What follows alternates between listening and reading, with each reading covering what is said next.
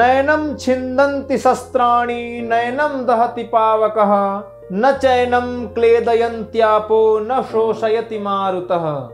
श्रीमद् भगवत गीता के अध्याय 2 में भगवान श्री कृष्ण ने गीता में कहा है कि जीव अर्थात आत्मा को न किसी शस्त्र से काटा जा सकता है, न आग से जलाया जा सकता है, न ही पानी में डुबोया जा सकता है, न ही हवा से सुखाया जा सकता है।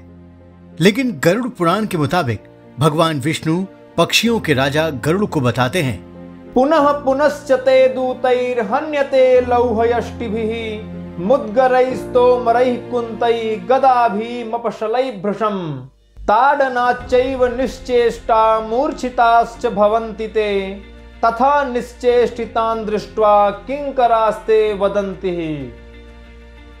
पक्षीराज नरक में आए हुए प्राणियों को यमदूत बार बार लोहे की लाठियों, मुदगरों, भालों, बर्छियों, गदाओं और मूसलों से मारते हैं। ऐसी मार पड़ने पर जब प्राणी मूर्छित होने लगता है तो उससे पूछते भी हैं कि आखिर इतने पाप क्यों किए। फिर उनके कर्म के अनुसार उन्हें दुख सहना पड़ता है। गौर करें, एक तरफ गीता में भगवान आत्मा को नश्वर बता रहे हैं तो दूसरी तरफ गरुड़ जी को भगवान कह रहे हैं कि मरने के बाद प्राणी को कर्म के अनुसार नरक की यातना भोगनी पड़ती है। ऐसे में हर किसी के दिमाग में सवाल उठता है कि आखिर मरने के बाद सुख दुख किसे भोगना पड़ता है, आत्मा को या फिर आत्मा रूपी शरीर को। तो आज द कर्मा इन सभी सवालों का जवाब लेकर आया हुआ है। इसके लिए हम सबसे पहले आपको गरुड़ पुराण में दिए गए उस श्लोक को सुनाते हैं जिसके जरिए भगवान विष्णु इस भ्रम के जाल को तोड़ रहे हैं। प्रथमे हन्यः पिण्डस्तेन मूर्धा प्रजायते ग्रीवास्कन्धौ द्वितीयेन तृतीयाद् हृदयं भवेत् चतुर्थेन भवेत् पृष्ठं पंचमान्नाभिरेव च षष्ठे च सप्तमे चैव कटिगुह्यं प्रजायते।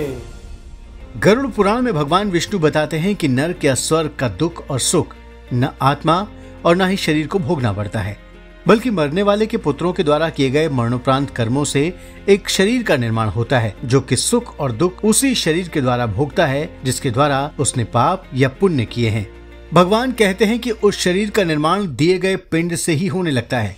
जैसे पहले दिन के पिंड से प्राणी के सिर का निर्माण होता है, दूसरे पिंड से गर्दन का, तीसरे दिन के पिंड से कंधे का और हृदय का, चौथे पिंड से शरीर के पिछले भाग का निर्माण होता है, पांचवें पिंड से नाभि, छठे से कमर, सातवें, आठवें और नौवें पिंड से शरीर के निचले भाग का निर्माण होता है और इस तरह इन 9 पिंडों से प्राणी के शरीर का निर्माण होता है। 10वें और 11वें पिंड से उसकी भूख और प्यास का निर्माण होता है। दरअसल जब कोई इंसान मरता है तो उसकी आत्मा स्थूल शरीर को त्यागती है जिसका हम दाह संस्कार करते हैं। फिर अगले 13 दिन तक उसके परिजन पिंड देते हैं जिससे एक सूक्ष्म शरीर का निर्माण होता है। उस सूक्ष्म शरीर को धारण कर आत्मा अपने कर्मों का फल भोगने के लिए स्वर्ग नरक की यात्रा पर निकलती है।